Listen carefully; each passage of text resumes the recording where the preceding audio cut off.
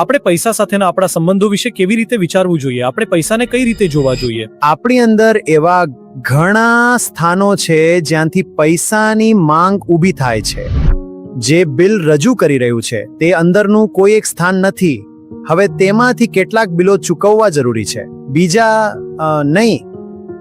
પૈસા તેમાંથી મોટા ભાગના તો આ શરીરને જ જોઈએ છે, જે તમારું ભૌતિક માળખું છે. આને જેટલા પૈસાની જરૂર છે, તમારી સામાજિક અને કાનૂની જવાબદારીઓને જેટલા પૈસાની જરૂર છે એટલા તમારે કમાવવા જ પડશે.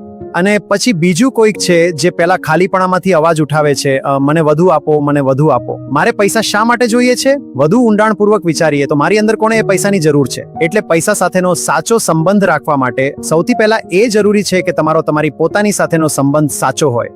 એક હદ સુધી પૈસાની જરૂર તો છે જ, તમારે કમાવવું જ જોઈએ, પણ તમારે એ પણ પૂછવું જોઈએ કે મારી અંદર એ કોણ છે જે પૈસાની માંગ કરી રહ્યું છે.